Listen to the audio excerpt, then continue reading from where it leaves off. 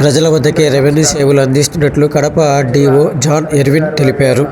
కడప జిల్లా కలెక్టర్ ఆదేశాల మేరకు ప్రతి తహసీల్దార్ ప్రతిరోజు ఒక గ్రామంలో రెవెన్యూ సేవలు అందిస్తున్నట్లు తెలిపారు. ఈ రెవెన్యూ సేవల ద్వారా గ్రామాలలో నెలకొని ఉన్న రెవెన్యూ సమస్యలకు పరిష్కారం లభిస్తుందన్నారు. అందరికీ నమస్కారం.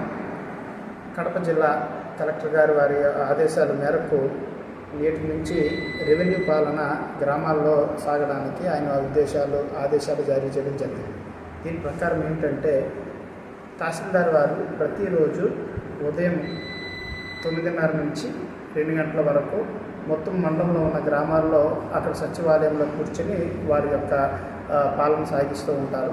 సో దీనికి సంబంధించి ఎవరైతే గ్రామ ప్రజలు ఉంటారో లోకల్ గ్రామ ప్రజలు వాళ్ళందరూ వచ్చి వాళ్ళ అర్జీలు ఏమైనా ఉంటే ఒకసారి వాళ్ళు తెలియజేసుకుంటూ ఉంటారు. దాంతోపాటు వాళ్ళ సమస్యలకు తగిన విధానంగా ఎటువంటి విధానంగా సొల్యూషన్ అనేది ఉంటుందో అది మరి మన తహసీల్దార్ గారు తెలియజేసిన పిమ్మట వాళ్ళ అర్జీలు కూడా వాళ్ళు క్లోజ్ చేసుకోవడానికి విధంగా ఇక్కడ ఆన్లైన్లో వాళ్ళు ఇక్కడ అప్లై చేసుకుంటారు.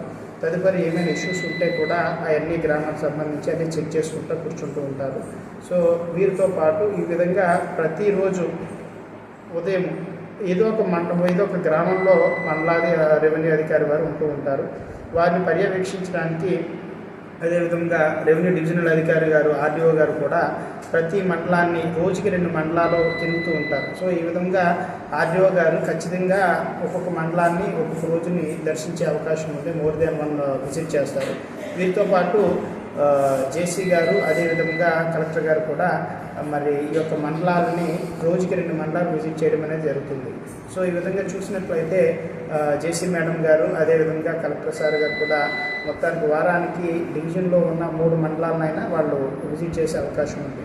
దీని ద్వారా మా ఒక ఉద్దేశం ఏంటంటే రెవెన్యూ పాలన అనేది మరింత ప్రజల దగ్గర తీసుకుపోవాలని, అదేవిధంగా సమర్థవంతమైన పాలన వాళ్ళకి అందించాలి, అడ్మినిస్ట్రేషన్ అనేది వాళ్ళకి అందించాలనేది మా ఉద్దేశం. ప్రజలకు మరింత చేరవడంలో మరొక భాగము కలెక్టర్ గారు తీసుకున్న ఈ యొక్క స్టెప్. సో దీనికి సంబంధించి గ్రామస్తులందరూ మండలంలో ఉన్న ప్రజలందరూ కూడా వారి యొక్క ట్రైనింగ్స్ని వాళ్ళు గమనించి వాళ్ళు వస్తే దీన్ని చైతన్యవంతం చేయొచ్చు అనేది మా ఉద్దేశం.